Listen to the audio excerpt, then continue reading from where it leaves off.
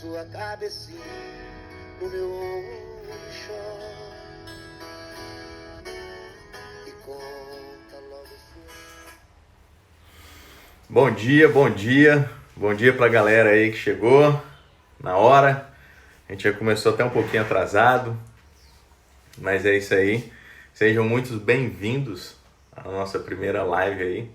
Hoje a gente vai falar um pouquinho de ombro e eu quis mudar o tema, né? Ou dar uma roupagem nova ao tema, que seria encosta sua cabecinha no meu ombro, né? E a gente vai trocar uma ideia sobre o ombro. A osteologia do ombro, né? O ombro é formado pelo externo, articulação externo-clavicular, clavícula, articulação acrômio-clavicular e articulação glenumeral. Isso tudo junto forma a cintura escapular. Beleza.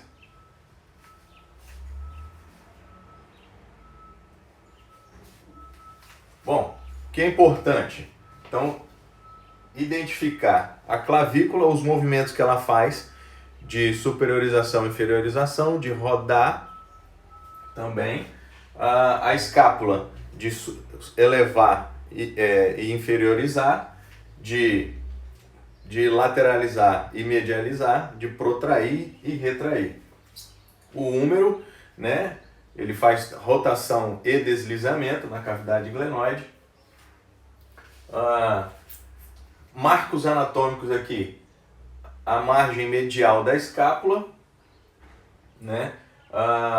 O tubérculo maior do húmero, onde vai estar se inserindo o supraespinhoso. Bom, ai Jesus. Então aqui eu separei para vocês, não sei se está muito nítido, mas é a externo-clavicular. Vejam aqui também que no próprio externo tem um encaixe para as primeiras costelas, na verdade a primeira costela bem abaixo da clavícula, tá? A articulação escápulo-torácica é uma articulação falsa, né? Ela fica flutuante, né? Articulação glenumeral, né? Acrômio-clavicular e a coraco-humeral. Bom, vamos lá. Aqui. O ritmo escápulo-humeral é aquele famoso ritmo que a gente vê, né, na faculdade, que é aquele de 2:1, né? A cada 2 movimentos da glenumeral ocorre um na escápulo-torácica. Bom, então eu tenho aqui uma abdução de 180 graus do ombro, né, que é a abdução completa dele. Desses 180 graus, 120 graus é da articulação glenumeral. Se 120 graus é da articulação glenumeral, 60 graus vai ser da escápula torácica. Por quê? Essa escápula ela tem que ter um encaixe, ou na verdade um melhor posicionamento para propiciar o encaixe da cabeça do húmero na cavidade glenoide. Se não houver isso aqui na escápula, na articulação escápulo-torácica, eu vou ter algum comprometimento na abdução final do meu ombro. Detalhe que o húmero, ao final da abdução, né, de 170 a 180 graus ali, ele faz uma rotação externa para liberar o tubérculo maior do húmero para não impactar no acrômio. Então, dessa forma, você evita os impactos nos tecidos.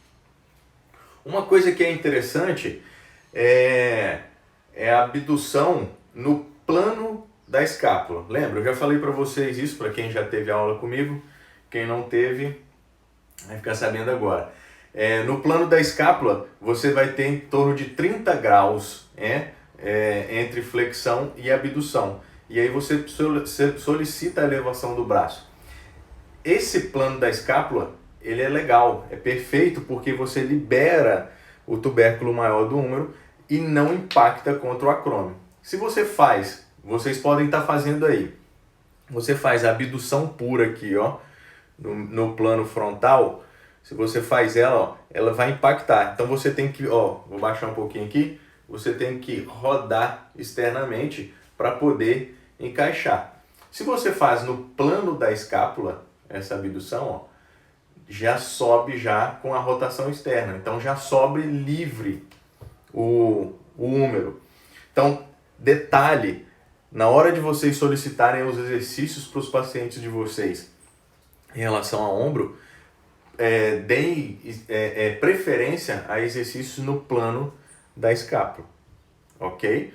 Nesses 30 graus aqui, ó, você já libera, né? Se você fizer muito aqui, então vocês, detalhe, respeitem então uma angulação que não vai chegar a ponto de impactar. Eu, então, prefiro fazer até 90 graus no plano da escápula, tá? Que aí eu não vou estar lesionando. Lembrando que as lesões a nível de ombro, elas são a maioria acima da cabeça. Então, o que impacta, que machuca o ombro, são movimentos acima da cabeça. Se eu faço, então, até 90 graus, joia, eu não vou estar lesionando, tá? Lembre-se sempre que eu falo para vocês, água mole, pedra dura, tanto bate até que fura. Então, se eu fico insistindo no movimento, é aí que a gente lesiona, né? Não é da noite para o dia ou uma vez que vai machucar, né? Mas se você faz com frequência, você pode machucar os tecidos, tá? A gente vai falar isso mais para frente. Então é o seguinte, quando ocorre a abdução, né, no plano frontal, o que acontece na clavícula? Ela faz 15 graus de rotação na articulação externo-clavicular. Então ela permite, o movimento já começa sendo liberado aqui na externo-clavicular, tá? Logo em seguida, no finalzinho aqui, já a partir de 60 graus, né, já no finalzinho, ela tem 25 graus de elevação da articulação externo-clavicular.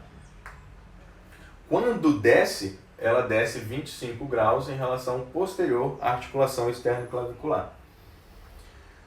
Então, galera, é o seguinte, se o ombro está doendo muito, né, ele não consegue abduzir, vocês façam o teste no plano frontal e no plano da escápula.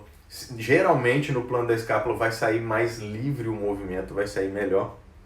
Então vocês comecem fazendo mobilizações. Lembra lá na faculdade, né? O professor de RTM já deve ter falado, eu já devo ter falado para alguns, outros não, que não tiveram aula ainda. Mas faz mobilizações na externo-clavicular. Vocês vão ver como ganha a amplitude de movimento. E a dor, consequentemente, melhora, né?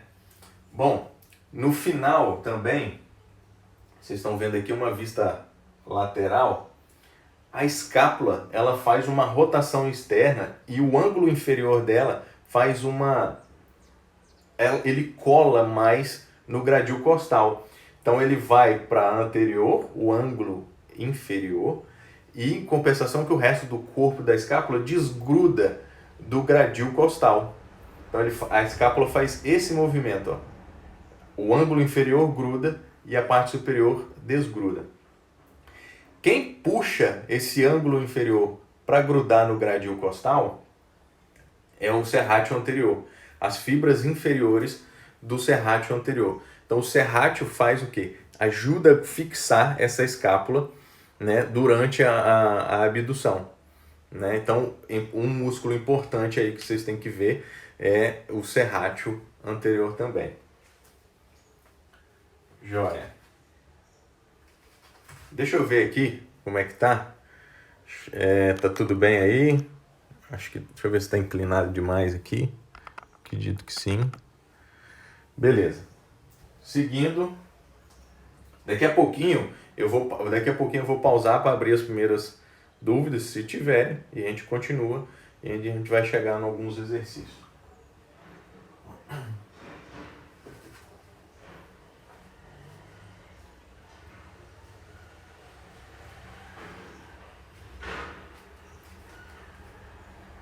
Bom, por natureza, a articulação glenohumeral, ela confere maior mobilidade, tá? Do que estabilidade. Então, ela é mais móvel, por conta de todo o arco de movimento que a gente faz, né? Com o braço, correto? Então, ela é menos fixa, menos rígida e mais móvel, tá? Então, eu tenho maior mobilidade e menos estabilidade. Por muitos anos se falou daquela comparação de uma bola, né, o encaixe da glenohumeral, da cabeça do húmero ser uma bola encaixando num soquete, né? Então eu botei aqui duas imagens aqui, ó, para ilustrar para vocês. Então essa bola aqui num soquete. Mas pesquisas recentes fazem outro tipo de comparação, que é com uma bolinha de golfe encaixando numa moeda de 25 centavos. Então, para vocês verem como é instável essa articulação, e ela necessita de estruturas passivas e ativas para conferir estabilidade. Então, para vocês verem, ó, por natureza ele é instável. Então eu tenho dor, né? Gera apreensão e perda de movimentos funcionais, né? Então o básico que vocês têm que conferir a nível de ombro é a capacidade funcional, que é a capacidade de levar o alimento até a boca, de se pentear, de se vestir, né? A mulher colocar o sutiã. Então são coisas que vocês veem comigo na prática, que a gente sempre avalia o paciente dessa forma. Pergunta: a senhora consegue colocar o sutiã? A senhora consegue vestir a blusa? Como é que tá? Bota a mão na cabeça. E aí vocês vão vendo os movimentos que são, né, naturais, que a gente faz no cotidiano, né, nas nossas AVDs, e que estão perdidos por conta da disfunção, por conta de uma dor. Então é importante identificar a função alterada, tá? Então, por conta dessa natureza do ombro ser instável, eu vou ter esses padrões aqui, tá? Maior incidência de dor, momentos de apreensão. Então, se eu fico apreensivo, eu deixo de usar, né? E aí a lei do uso e desuso, né? Fica cinesiofóbico, né? E perdendo a função.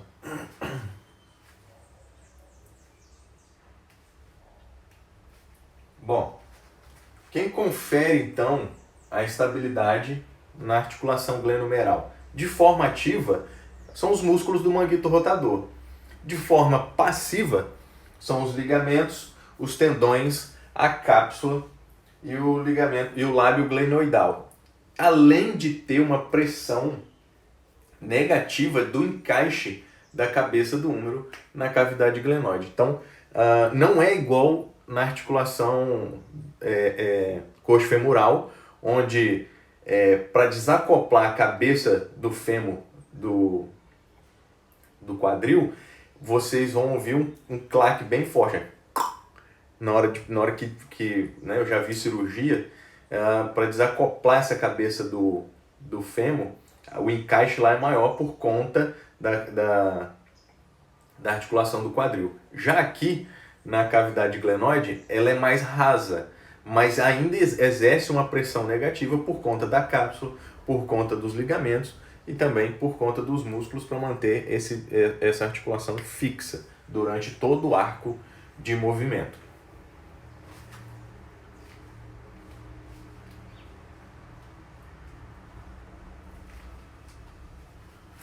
Então, ó, por que nós notamos mais instabilidade anterior e inferior? Por que o húmero ele subluxa ou luxa mais para anterior e para inferior, né? Primeiro que os movimentos são de rotação externa, né? Depois a gente vai estar mostrando mais à frente ali.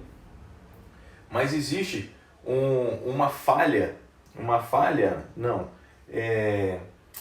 como eu posso dizer para vocês? Existe uma parte aqui da articulação que ela não é coberta por músculos, né?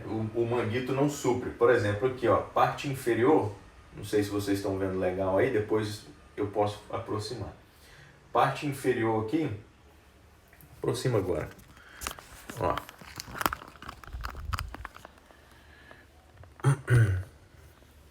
Parte inferior, ó, não tem músculo e nem tendão para poder manter a estabilidade do húmero.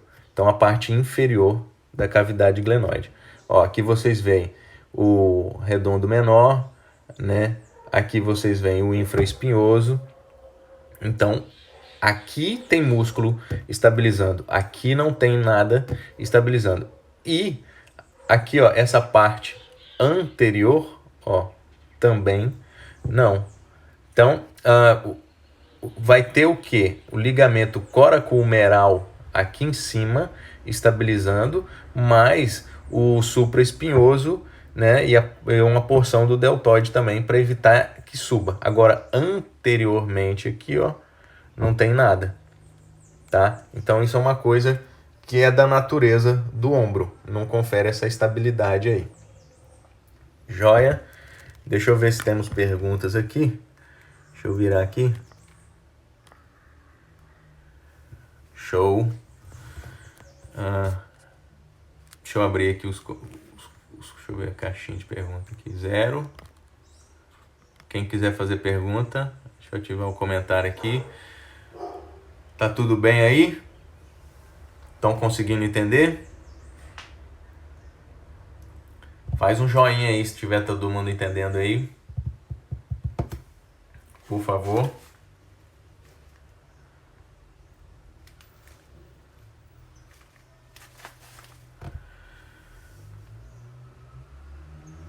Joia.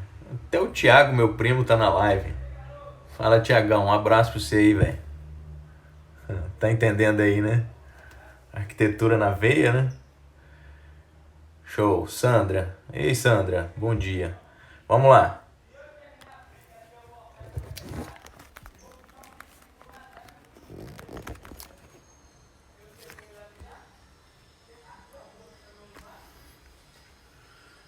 Então, ó, o movimento que mais gera instabilidade, né, ou momentos de lesão no ombro é o de abdução com rotação externa. Então, abduz e roda externamente, né? Então, são movimentos que atingem mais atletas, né, que usam o membro superior. Jogador de vôlei, vôlei de praia, tênis, né, handball e tal. Então, o beisebol, né, que vai arremessar a bola e tudo mais. Então, esse movimento gera essa, repetidas vezes, como eu falei para vocês, vai gerar instabilidade, né? Já tem a instabilidade por natureza, dessa forma vai lesionar o ombro, né? Pode ter uma subluxação, onde né, para quem não é da área aí, subluxação é um desacoplamento do húmero, que é esse osso aqui do braço, tá? Ele desacopla parcialmente e é facilmente voltável, volta de forma muito fácil para o lugar. Agora, a luxação é o desacoplamento total, né? Aí demanda mais profissionais para poder colocar no lugar. Então, o húmero sai, desarticula totalmente e aí fica fora, né? Fica um sinalzinho de gota que a gente chama aqui, o húmero caído. Tá? E precisa de mais profissionais para poder colocar no lugar. O cara não consegue colocar sozinho, não. Já a subluxação, quem já tem mais destreza, já subluxou várias vezes, tem pessoas que subluxam com frequência, é mais fácil, eles conseguem colocar de forma sozinho. Bom, vamos lá. Joia. Ó, grande dorsal e subescapular. São dois músculos importantes aqui para fazer a rotação interna desse húmero, né? Então, por isso que eu falo para vocês de que é importante olhar também longe da estrutura que o paciente está se queixando de dor. O paciente está queixando de dor no ombro, olha o quadril dele, olha a lombar dele, porque olha o grande dorsal onde se insere, né? Tem aqui no isquio, nas vértebras lombares, né? Então, e ele está lá no ombro, no húmero, ajudando a fazer a rotação interna. putz, se eu tenho algum comprometimento aqui na região lombar, a nível de quadril, o paciente pode estar se queixando de uma dor lá no ombro, tá? E aí vocês estão focando apenas na queixa dele ali. E eu sempre falo para vocês, olhe o paciente como um todo, entenda o todo para poder entender a causa ou aonde está a queixa desse paciente. O subescapular, que é o músculo, né, que vai estar na parte interna da escápula, ajudando a deslizar essa escápula no gradil costal, permitindo maior mobilidade. E quando ele se contrai, ajuda também na rotação interna do húmero. Show! Vamos lá. Aqui é o redondo maior e o infraespinhal. Também ajudam na rotação externa agora do húmero, tá? Esses músculos estão o infraespinhoso, né, abaixo da espinha da escápula, quando se contrai, ajuda a rotação externa. O redondo maior, da mesma forma, quando se contrai, né, ajuda a rodar externamente esse ombro.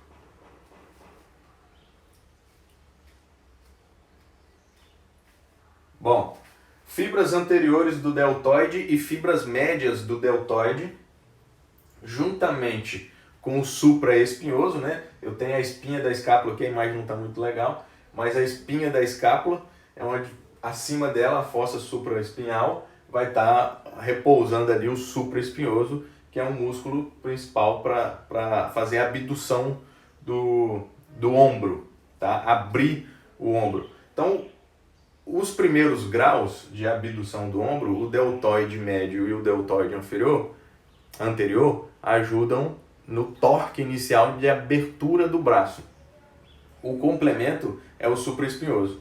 Se o paciente tiver uma lesão a nível de deltoide, ele consegue abduzir ainda usando o supraespinhoso. Agora, se ele não tem o supraespinhoso, é muito difícil ele conseguir abduzir, porque ele vai ter só os primeiros graus aqui, os 40 graus de abdução do deltoide. Então, vai ser só isso aqui. Daqui para cá não vai porque não tem ação do supra. Se tiver o supra e não tiver o deltoide, ele consegue fazer a abdução.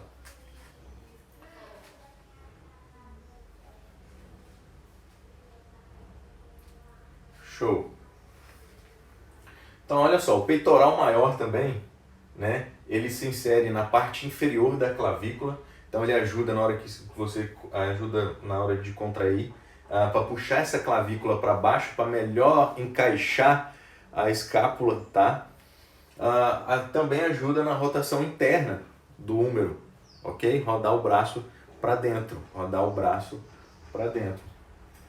E o peitoral menor, né, se insere aqui no processo coracoide, ele vai puxar também essa escápula para baixo. Tá aqui, ó, ele se insere aqui no processo coracoide, ele puxa essa escápula para baixo durante os movimentos, né, acima da cabeça, ok? Então, para melhor encaixar a cabeça do húmero.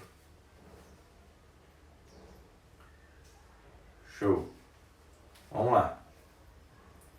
O romboide menor e o romboide maior fazem o quê?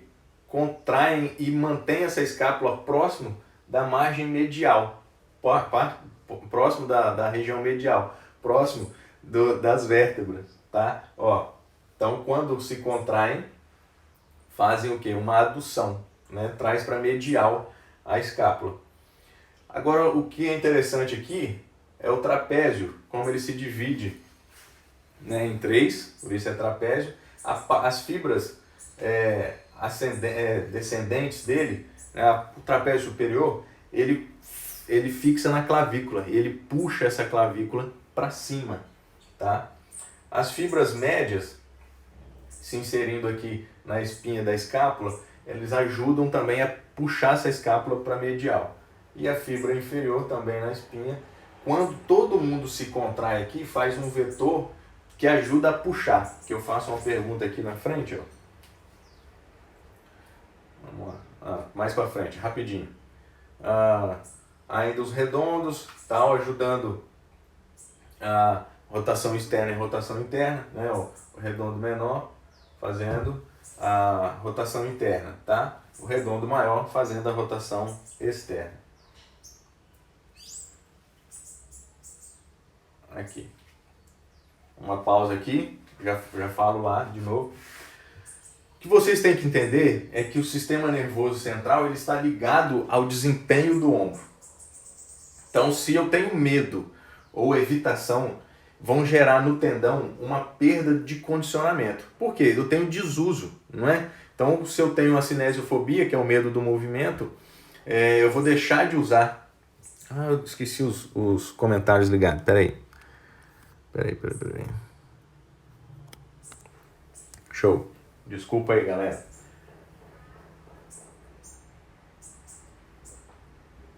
Então, se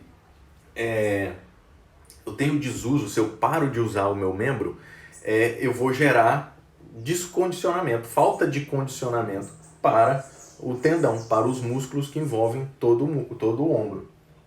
Então, pois se o mesmo está treinado para realizar tarefas do dia a dia, por negligenciar o membro, ocorre o descondicionamento. Então, se eu deixo de usar, né, o paciente, por exemplo, aquela senhorinha que consegue amarrar o sutiã lá atrás, que consegue se pentear, vai deixando de fazer isso, ela começa a perder o condicionamento do músculo, que são coisas corriqueiras.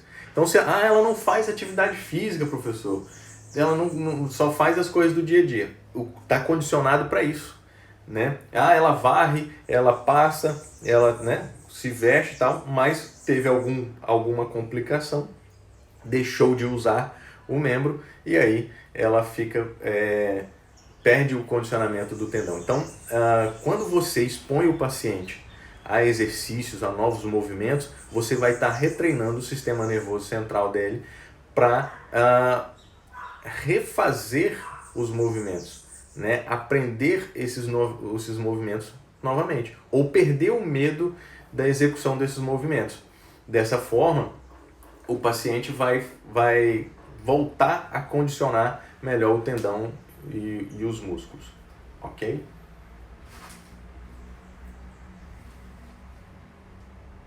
Então vamos lá. Outra coisa, os episódios de uso excessivo devido ao retorno mais cedo ao esporte, né, um volume alto de treinamento, e não só o esporte, às vezes o paciente, ele é um adulto jovem, praticante de musculação, de crossfit, de beach tênis, o que seja, desenvolve alguma lesão no ombro, mas ele é competitivo, né? Ele não quer parar de forma alguma. Ele para só o momento ali do inicial da reabilitação e você, às vezes, começa a passar exercício para ele ir gradativamente evoluindo, mas você vê que ele não passa um feedback, às vezes, positivo para você, falando de que, não, tá doendo. Não, eu consigo lutar com a dor, né? Eu aguento mais, pode passar mais exercício. Então, tem esse volume do treino durante a físio, tem o volume de treino que ele quer voltar a praticar a atividade dele. Então, esse volume excessivo também gera lesão. Então, leva o sistema nervoso central a ter uma maior percepção negativa que vai manifestar em dor. Então, o sistema nervoso central vai começar a perceber que está tendo alguma agressão. Tendo essa agressão, o que ele faz? É proteger.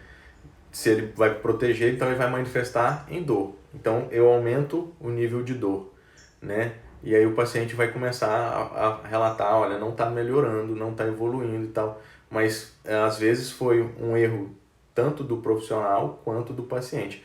Falha na comunicação, tá? A gente vai falar isso um pouquinho mais lá na frente.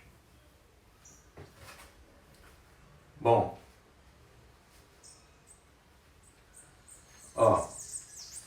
então, agora, se o sistema nervoso central tem uma percepção positiva de toda essa manifestação, entendendo que sendo exposto dentro de possibilidades de fortalecimento, desses tecidos descondicionados, eu quero dizer para vocês o seguinte.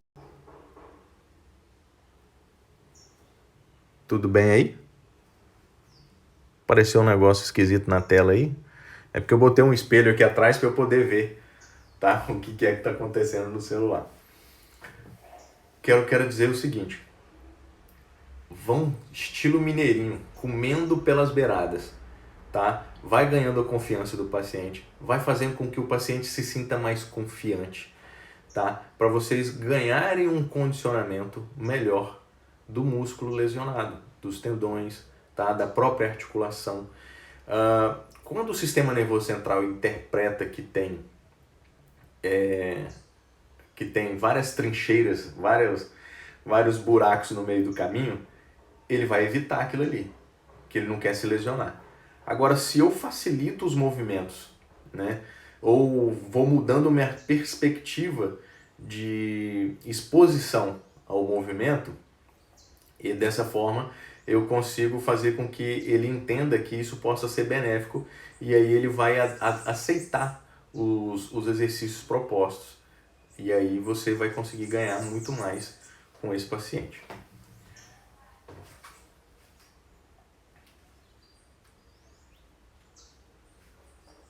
Bom, ainda na estabilidade, né, quem ajuda ainda nessa estabilidade, então a gente falou do manguito rotador, mas também um outro músculo importante é a cabeça longa do bíceps.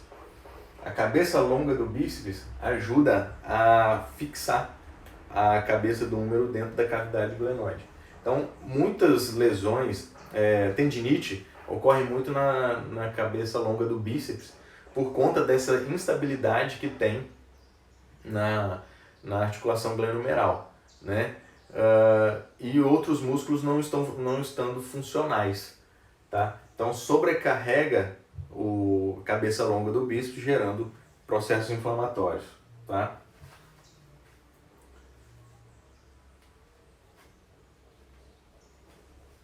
Joia. Então, uma perguntinha que era complemento daquela fala anterior. O trapézio inferior puxa a escápula para cima? Será? Sim, em sinergia com o trapézio superior, na hora que ela se contrai, que é o trapézio inferior inserindo na espinha da escápula, na raiz da espinha, quando ele se contrai, ele ajuda a fazer com que a escápula se movimente para cima, para que a cavidade glenoide fique articulada para melhor encaixar a cabeça do húmero. Se eu tenho uma fraqueza do trapézio inferior, ou até mesmo, não fraqueza, mas quase uma inibição, porque às vezes a gente treina o paciente muito movimentos acima, né, abdução, trabalhando muito o trapézio superior e quase nada de trapézio inferior. Dessa forma, eu dificulto ou pioro o ritmo escapulo-humeral e dessa forma eu posso gerar algum impacto da cabeça do húmero nas estruturas acima, né, no acrômio, e aí lesionando essas estruturas. Então agora, ó, vem um exercíciozinho aqui que para a gente estimular o trapézio inferior. Eu chamei um ator de Hollywood para fazer essa demonstração para vocês.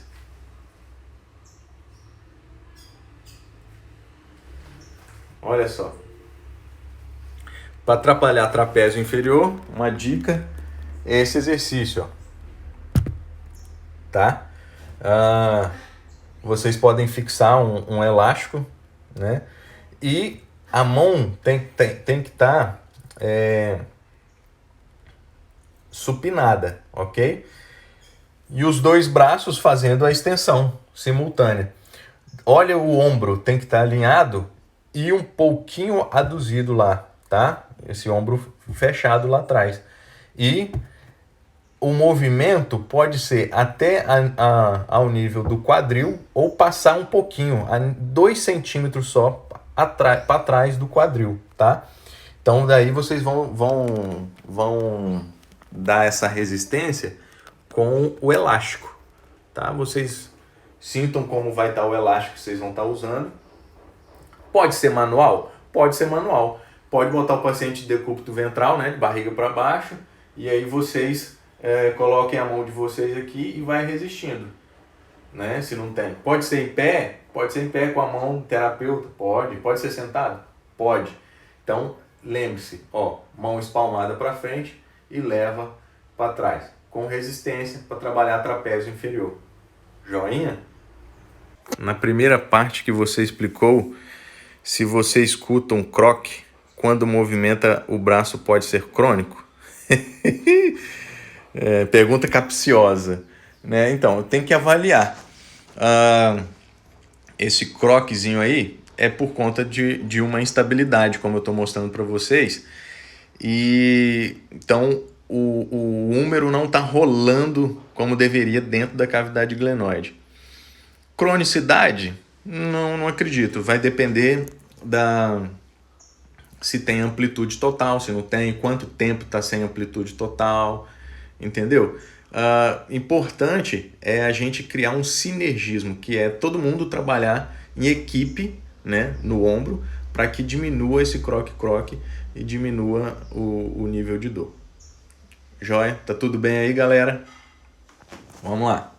Vocês, ó, o serrátil anterior, as fibras inferiores dele, ó, pegam aqui o ângulo inferior da escápula, então ajudam a grudar ele no gradil costal e desacoplar a parte superior, né? Então aqui uma coisa que fala-se muito é de cinese escapular, né? Esse descolamento da escápula do gradil costal, dividido em graus, tá? Grau 1 é o descolamento do ângulo inferior, grau 2 a parte mais no terço médio, tá? Da escápula, e o grau 3 o descolamento total dele. Isso é patológico? Não é patológico, tá? Muitas pessoas vão apresentar, muitas pessoas não vão apresentar. Cada um carrega em si o dom de ser capaz e o dom de ser feliz. Mas cada um carrega em si o que aprendeu, né, no decorrer dos anos.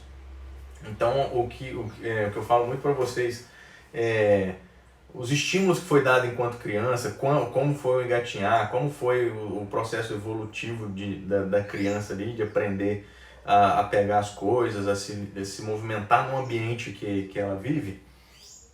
E vai ter gente que vai apresentar tanto uma cifose, tanto uma lordose na região torácica, e isso é natural, tá? Agora, vai ser isso que vai ser a causa da dor do ombro? Não. Entenda que o paciente é um complexo, tá?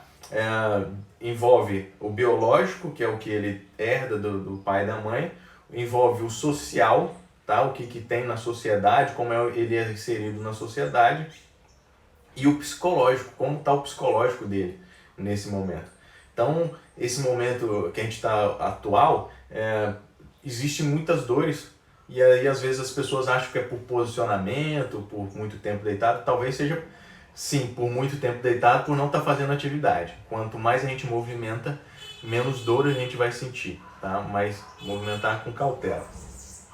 Então o serrátil anterior, ele ajuda a grudar a escápula no gradil costal. É o tapioca que está latindo, que passou uma moto ali. Não sei se vocês estão ouvindo. Então, um exercício interessante, vou mostrar aqui, para fortalecer esse serrátil anterior. Ó.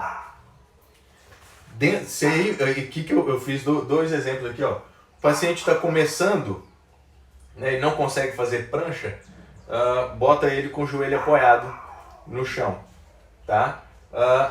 E a essência desse exercício é afastar ao máximo as escápulas, né? Ou tentar fugir com o peito o máximo do solo, tá? Para trabalhar essa região escapular.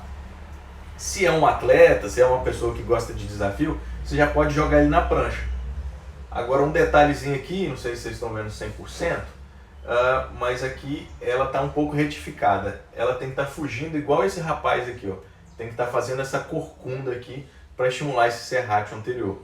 Esse é um músculo que é também trabalhado na flexão de braço, né? Tá fazendo o apoio ali, flexão de braço. No final no final. Se eu parei aqui, ó, e eu dou aquele gásinho final aqui na flexão de braço, também eu vou trabalhar a serrátil anterior. Contra a parede, da mesma forma, tá apoiado aqui na parede, ó, em pé, só faltou a parede aqui, mas eu tô apoiado e faz isso, contra a parede. Ok? Vamos lá.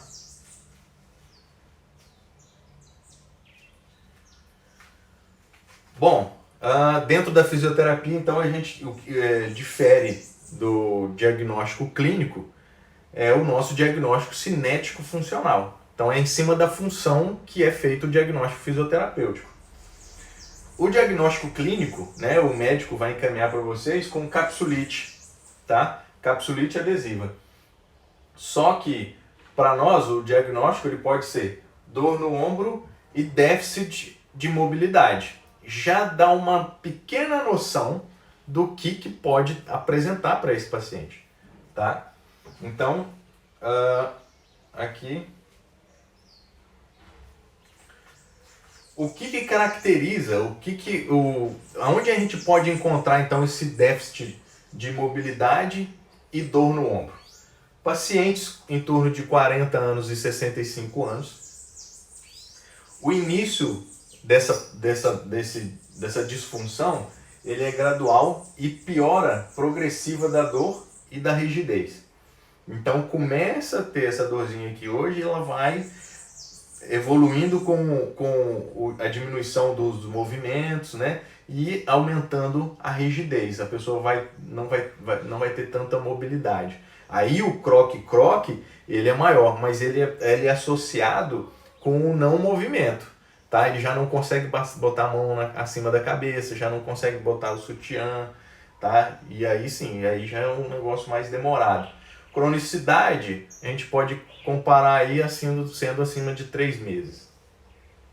Então, limitação das atividades de vida diária, né? A amplitude de movimento da glenomeral limitada nas múltiplas direções. A rotação externa ela é mais limitada na adução, né? Então o paciente está aduzido aqui e ele vai tentar fazer rotação externa, ele não vai conseguir, tá? Vai estar aderida a essa cápsula, tá? A abdução de 45 a 90 graus, a rotação externa e a rotação interna está diminuída. Então, o que pode ser descartado, né? Amplitude de movimento passiva normal. Se eu tenho uma amplitude passiva normal, eu não tenho déficit de mobilidade. Então, provavelmente eu não tenho a capsulite adesiva. O paciente chegou lá, você fez o teste de mobilidade passiva, está normal, então não é capsulite, ok? Dor que diminui a palpação. Então eu estou palpando o ombro do paciente, estou colocando a mão e aperto um pouquinho mais, a dor alivia, então já é muscular, não é parte interna, não é cápsula. Amplitude de movimento de rotação interna e rotação externa aumenta à medida que o movimento progride de 45 a 90 graus, ó. Então daqui a aqui eu consigo ter aumento da rotação interna e da rotação externa, não é cápsula, não é cápsula. Os testes neurais podem aumentar ou diminuir os sintomas, né? A gente falou lá um pouquinho de plexo braquial na faculdade, depois a gente pode fazer uma live sobre isso, mas esses testes podem aumentar ou diminuir os sintomas do paciente, tá? Que é o déficit, né? A diminuição do movimento e a presença de dor. Outro diagnóstico cinético funcional seria, o clínico seria a síndrome do impacto, tá? E pra gente seria um déficit de potência. Estavam me ligando. Desculpa aí, galera. Então, déficit de potência é a síndrome do impacto. A síndrome do impacto, lembre-se sempre que ele é um diagnóstico de exclusão, tá? Foi avaliado tudo no paciente, não identificou algo específico ali, vou falar que é síndrome do impacto, tá tudo resolvido. Mas pra gente é déficit de potência, falta de potência. Os sintomas desencadeados ou agravados para atividades repetitivas acima de 90 graus. Então, acima de 90 graus, movimentos repetitivos, eu vou perdendo a força, vou perdendo a potência, tá? O arco doloroso, né? A dor acima da cabeça também. A dor começa quando você faz movimentos acima da cabeça. Diminuição de força do manguito rotador.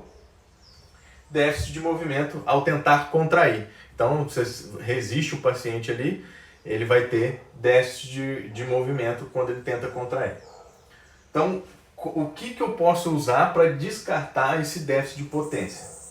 Sem histórico de deslocamento, tá? Então, sem histórico de subluxação ou luxação. Ausência de dor ao movimento resistido, então eu resisto lá e o paciente não apresenta dor, então não tem déficit de potência. Força normal de supraespinhoso, infraespinhoso e bíceps braquial, tá? Então testem essas forças, testem esses músculos para vocês verificarem se tem realmente esse déficit de potência ou não.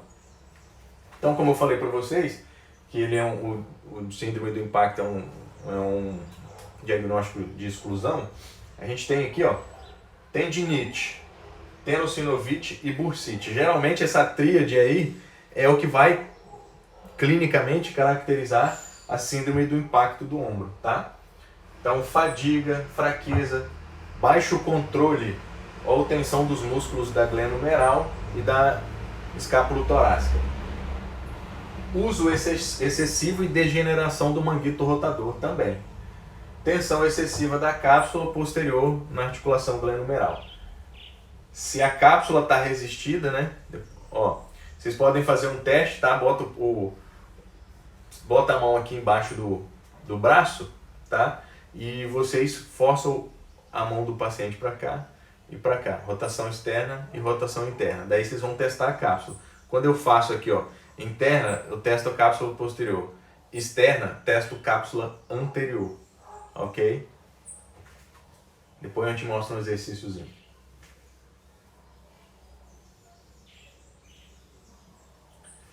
Então, 75% das dores sem trauma estão relacionadas com o manguito rotador. Então, não teve trauma direto, não caiu, não sofreu acidente de carro, não bateu de moto, nada disso. A dor no ombro vai ser por conta de déficit do manguito rotador. Alguma coisa no manguito tem, principalmente falta de potência, tá? Oh, Jesus. Bom, luxação, né? Estabilidade e coordenação motora. Então vai ser um déficit de estabilidade, né? Vai ser instabilidade e incoordenação na execução dos movimentos. Então, quem mais é acometido com isso? Pacientes com menos de 40 anos, o histórico já de luxação, excesso de movimento da articulação glenohumeral em múltiplas direções, geralmente são mulheres, tá? Que tem mais instabilidade por conta da laxidão ligamentar, da frouxidão ligamentar, mas existem homens também que já têm essa característica de ter os ligamentos do corpo como um todo mais frouxos. Né? Apreensão dos limites da flexão, abdução horizontal e rotação externa. Como eu posso descartar isso? Tá? Sem histórico de luxação, presença de deslocamento global de movimento, tá? E sem apreensão para movimento passivo. Vou fazer movimentação passiva no paciente.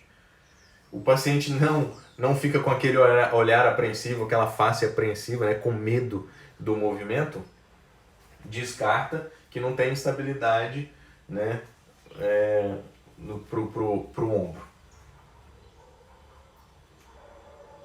Bom, de novo, vou mostrar aqui para vocês.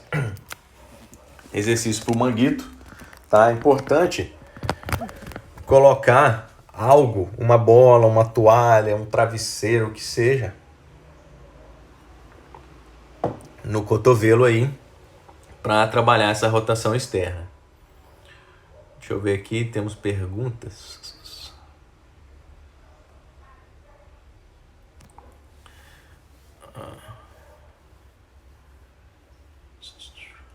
Show.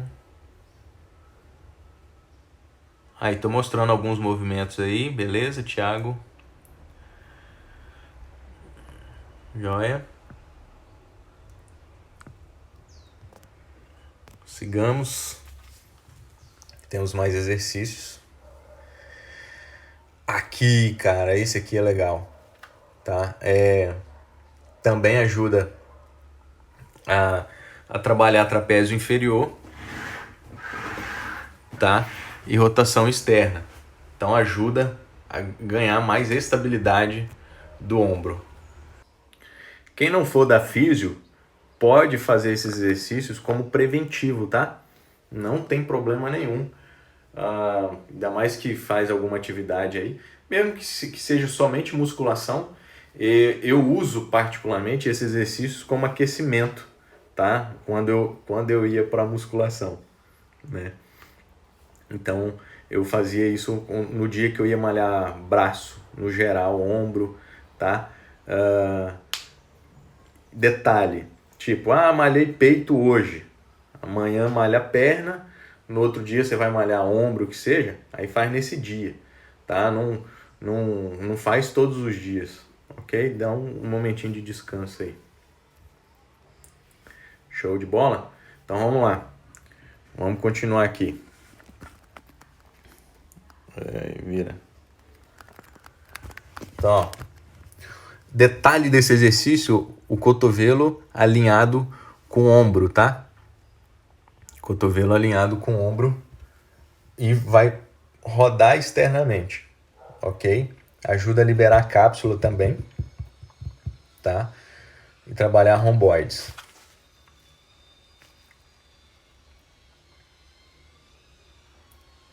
Aqui. Esse aqui de cápsula, lembra que eu falei para vocês do teste? Também esse aqui, ó, para quem, né, curte malhar aí, crossfit e tudo mais, é só deitar, bota um apoio na cabeça, tá vendo? Para não ficar com a cabeça flutuando, forçando demais a cervical. E aí você passivamente, né, vai forçando a mão para baixo, tá? Pode ser, aqui de novo,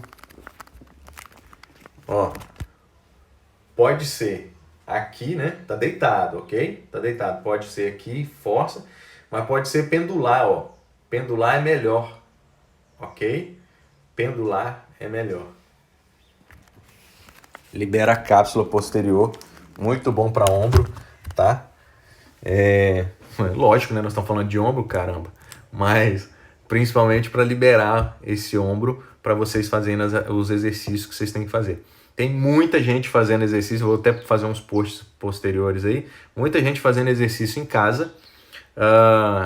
Tem exercícios que são orientados com o profissional, muito jóia, mas também tem exercícios que são feitos por blogueiros e tudo mais, mas tem lives em conjunto. Aqueles exercícios são específicos para a pessoa que está executando, às vezes para você que está assistindo e quer realizar junto, às vezes não é o mais indicado, porque cada um tem uma especificidade. Então é importante ser, por isso que se fala em avaliação, entender como está o paciente, entender como está o movimento, é importante para você passar os exercícios de acordo com cada um. Joia? Giacomo! Fala, meu amigo, que bom te ver. Vamos lá. Passa aí. Aí, ó. Outro também, de rotação externa. Bota o paciente deitado, coloca pode ser um elástico também, e pode ser um halter. Trabalhar essa rotação externa, trabalhando esse manguito rotador. O interessante aí, paciente, né, pós-operatório, né, tentando entender, lógico, as fases do pós-operatório, tá, galera? Vocês podem estar fazendo sem o peso, só com o peso da gravidade e evoluindo, colocando carga aos poucos, tá? Mas é importante respeitar os processos de cicatrização.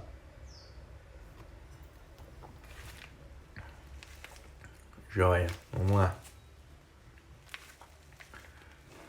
Galera, propriocepção é um negócio que a gente pode falar mais para frente, mas desde o início a gente está trabalhando propriocepção. A partir do momento que a gente faz exercício com o nosso paciente, a gente está trabalhando propriocepção. A partir do momento que você faz exercícios, você trabalha a propriocepção. Mas um exercício que a gente pode estar trabalhando é estabilidade, né, mudança de ritmo, de posição, para melhor resposta muscular para a escápula, tá? Não que você queira que essa escápula fique fixa, porque por natureza ela é instável, tá? Mas que te gere mais controle dos músculos da região da escápula. Joia? Vamos lá. Então aqui, ó. Tomem nota que o tio quer dizer dicas, tá? Ai, Jesus.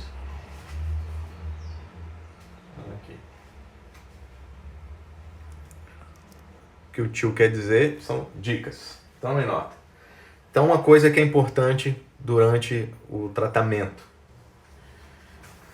Exponha para o seu paciente até onde ele pode chegar.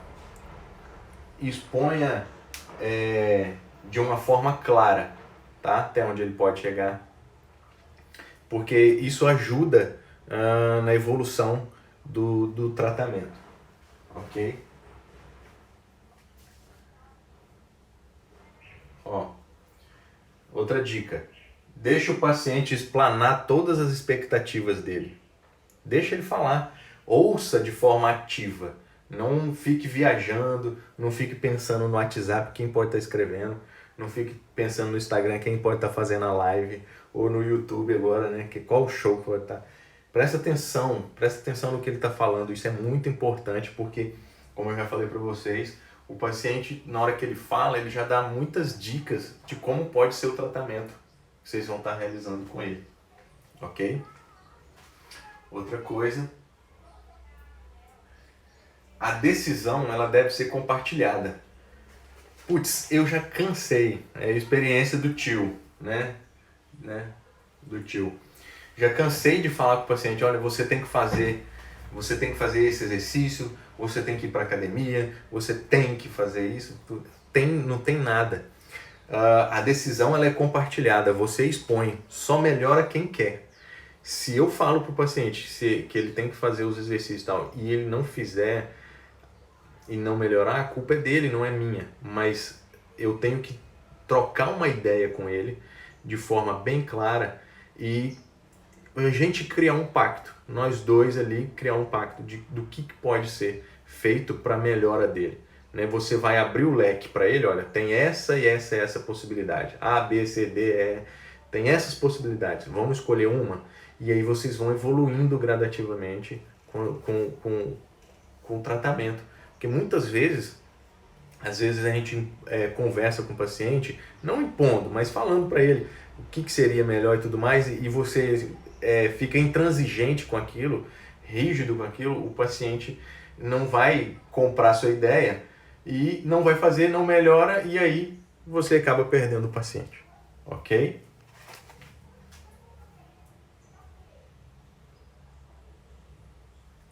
Então aqui, ó, a fisioterapia minimiza as incapacidades e maximiza as funcionalidades.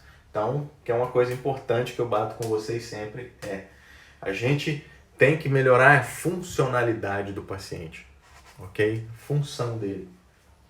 Joia? Dessa forma a gente melhora as incapacidades. O movimento é a chave para a qualidade de vida, fornecendo ao indivíduo condições de participar e contribuir para a sociedade. Aquilo que eu falei do tripé, né, a parte social é importante, que vai trabalhar com a parte emocional, tá? Então o paciente tem que estar sentindo importante para a sociedade. Joia? Né? Se ele não consegue fazer os movimentos básicos dele, como é que ele vai achar que ele vai fazer as atividades fora de casa, né? Um ambiente social, né? Até mesmo do trabalho.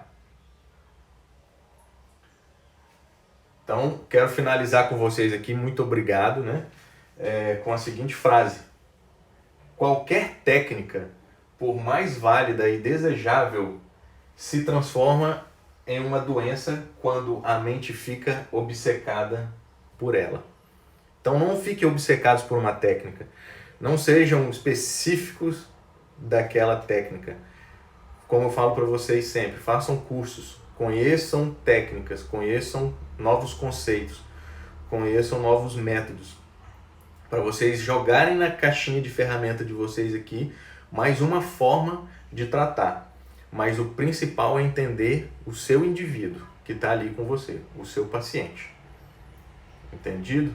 Quem falou isso foi Bruce Lee, tá? Então, se você fica bitolado numa técnica só, você vai ser só o terapeuta daquela técnica. Se você não abre, você não consegue, às vezes, passar um pouquinho a mais do que o paciente precisa, né? Às vezes, ouvir, né? Às vezes, um toque diferente. Joia? Deixa eu saber de vocês aqui como é que foi. O que vocês estão achando? Deixa eu virar aqui. Ai, Jesus.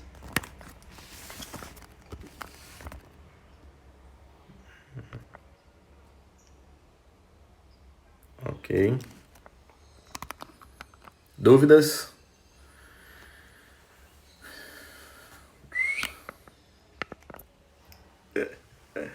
Muito obrigado quem chegou aí. Muito obrigado vocês aí. Espero ter ajudado vocês.